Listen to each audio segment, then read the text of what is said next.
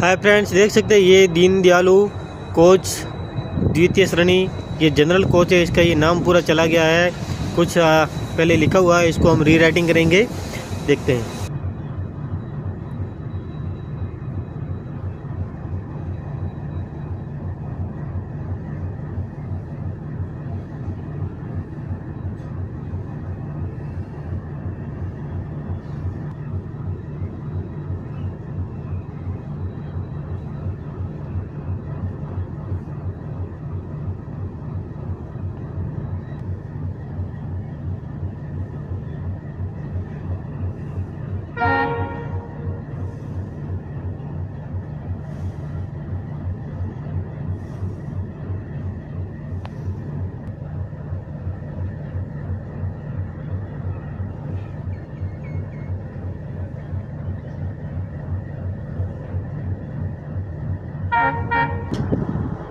ये मैंने पूरा लिख दिया है, देख सकते हैं दोस्तों। दीनदयालु कोच द्वितीय श्रेणी सेकंड क्लास, ये पूरा लिख दिया है और अभी पूरा ओके हो गया है।